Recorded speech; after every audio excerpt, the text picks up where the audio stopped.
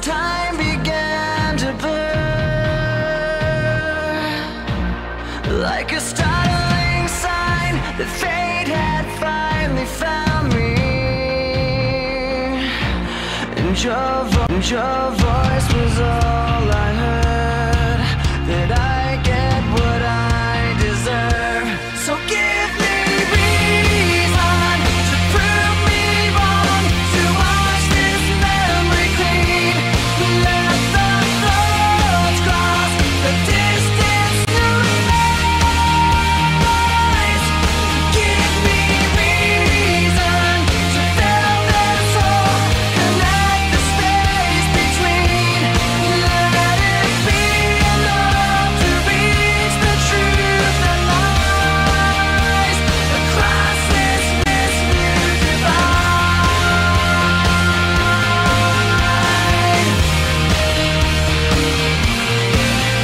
There was nothing in sight but memories left abandoned.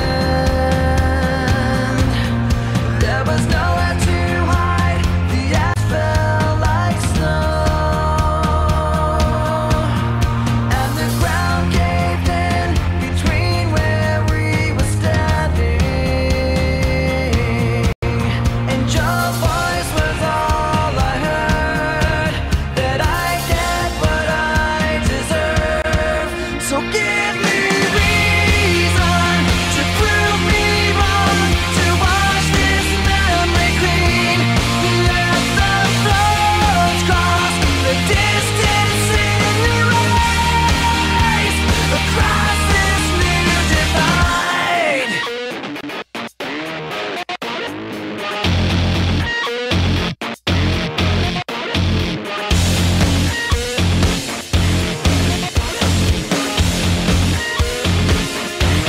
In every loss, in every lie, in every truth that you deny, and each regret and each goodbye was a mistake too great to hide. And your voice was all I heard, that I get what I deserve. So give me reason to prove me wrong, to wash this memory clean. Let the floods cross the distance in your eyes. Give me reason to fill this hole, connect the space between. Let it be enough to reach the truth that lies across this new divide.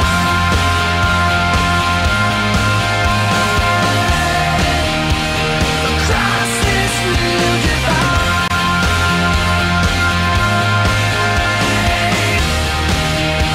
Across this new divide.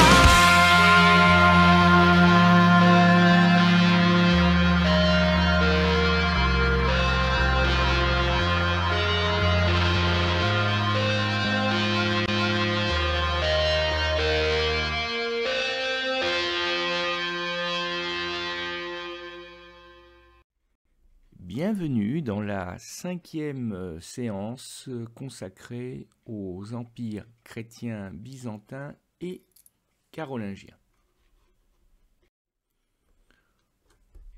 Aujourd'hui, nous allons découvrir ensemble une religion chrétienne très particulière, la religion chrétienne byzantine, un christianisme schismatique.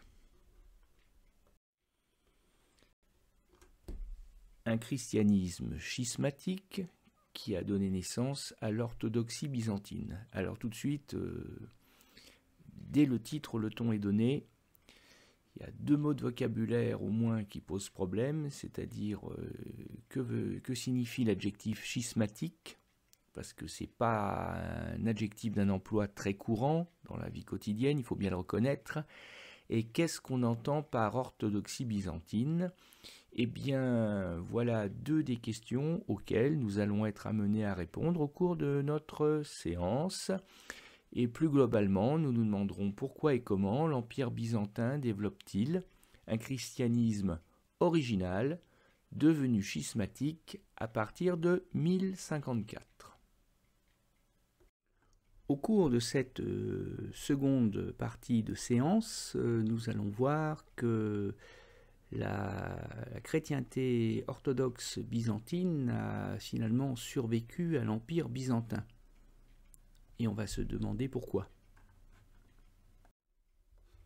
Alors il nous reste une dernière question à laquelle il faut s'efforcer de répondre. Qu'est devenue la religion byzantine, qu'on peut maintenant appeler orthodoxe, à partir de 1054 ? Qu'est-elle devenue après sa séparation brutale d'avec le pape de Rome ?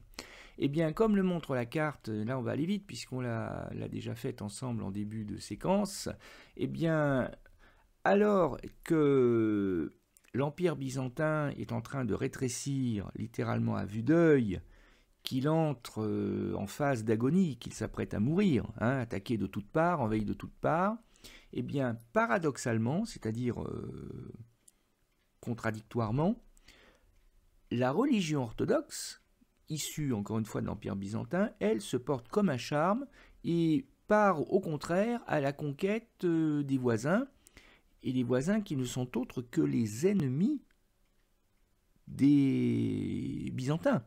En particulier les peuples de l'Europe, les peuples barbares de l'Europe centrale et de l'Est, commencé par les Serbes, les Bulgares, les Russes, etc.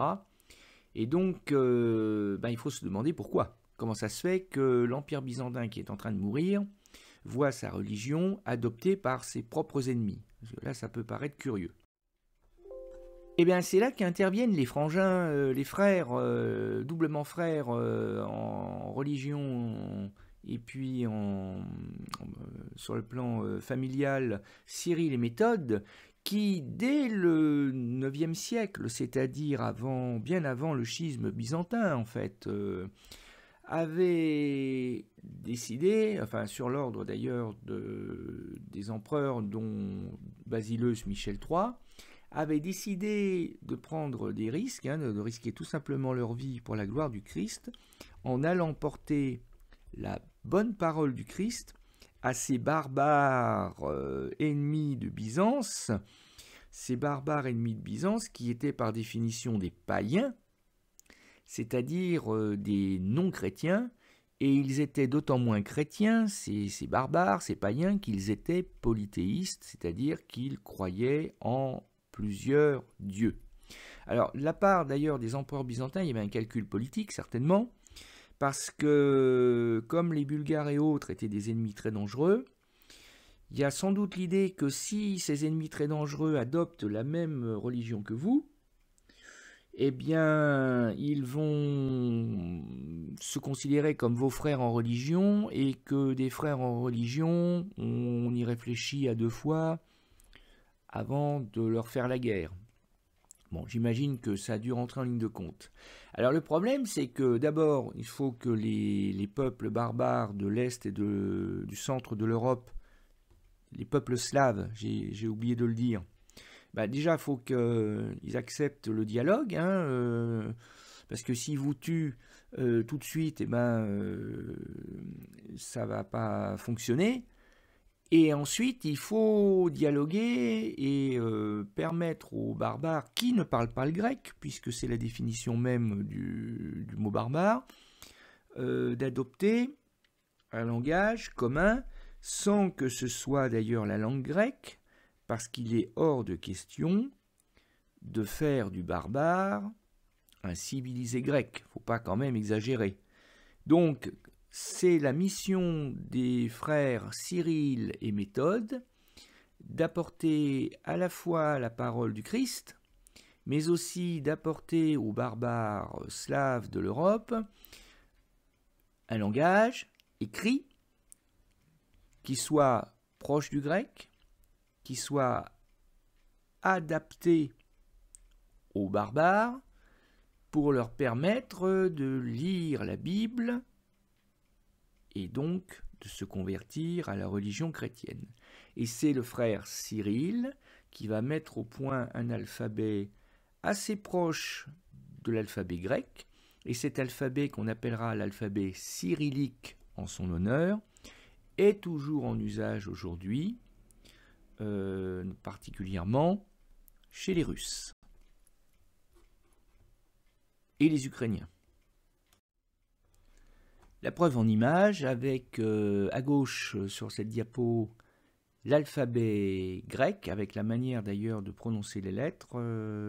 C'est un alphabet qui n'a pratiquement pas changé depuis Homère, depuis le monde grec de l'Antiquité. Et à côté, l'alphabet simplifié, enfin, pour vous et moi qui utilisons l'alphabet latin, ça paraît d'ailleurs pas si simple que ça, mais l'alphabet simplifié, cyrillique, offert par l'Empire byzantin et le frère Cyril au peuple slave d'Europe de l'Est. Et du coup, eh ben ça marche. La preuve en image avec la conversion ici du peuple des Ukrainiens, donc un peuple slave, barbare, voisin des Byzantins. Et l'on voit le roi d'Ukraine de l'époque et tout son peuple. Alors, comme ça fait beaucoup de monde et qu'il n'y a pas de piscine suffisamment importante, eh bien, on va aller carrément se baigner dans le fleuve, peut-être bien du Dniepr. Et à l'époque, et c'est valable d'ailleurs partout en Europe, le peuple adopte la religion de son roi. Il n'y a pas ce qu'on pourrait appeler aujourd'hui la liberté de conscience individuelle où chacun fait ce qu'il veut, comme il veut, quand il veut. Là, c'est d'une certaine façon un roi une foi. À partir du moment où le roi et sa famille décident de se convertir, d'abandonner les faux dieux païens polythéistes pour se convertir à la religion chrétienne, tout le monde suit, hommes, femmes, enfants. Et donc, voilà comment les barbares vont se convertir grâce à l'action courageuse de moines byzantins missionnaires comme Cyril et Méthode, et grâce surtout aussi à l'alphabet cyrillique, qui permet de lire la Bible, quand on n'est pas grec, du moins. Et quand bien même l'Empire byzantin disparaît, quand bien même l'Empire byzantin disparaît en 1453, vaincu par un peuple barbare,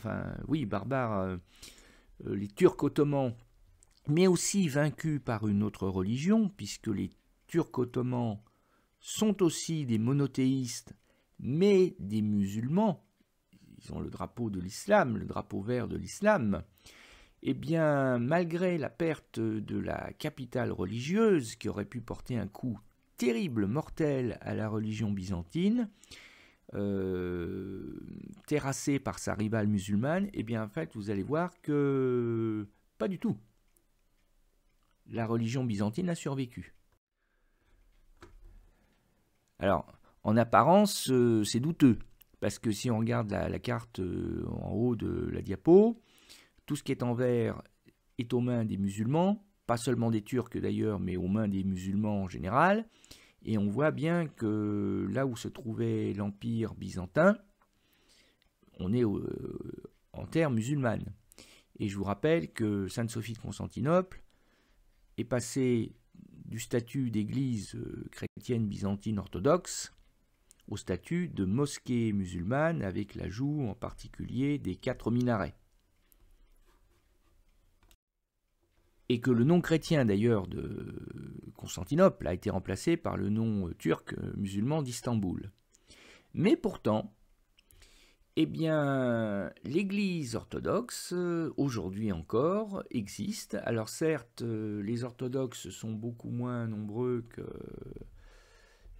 au moins 5 fois moins nombreux que les chrétiens fidèles au pape de Rome, mais le monde orthodoxe, essentiellement centré sur l'Europe de l'Est d'ailleurs, eh bien, compte à peu près 220 millions de fidèles, le pays le plus orthodoxe au monde étant d'ailleurs la Russie.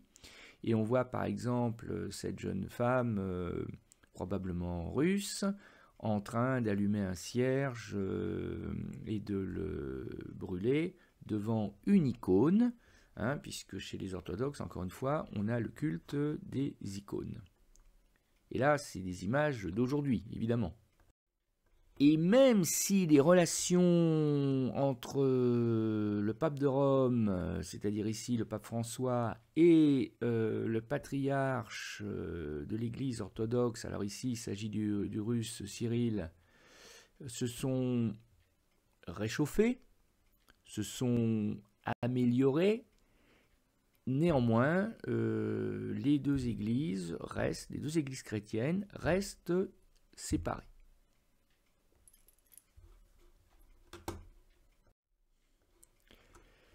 Et en fait, pour être assez complet sur le sujet, il existe aujourd'hui plusieurs chefs de l'Église orthodoxe byzantine, hein, on pourrait dire. Le patriarche de Moscou, dont je viens de parler, ne serait-ce que parce que la Russie est le pays orthodoxe qui compte le plus de fidèles au monde.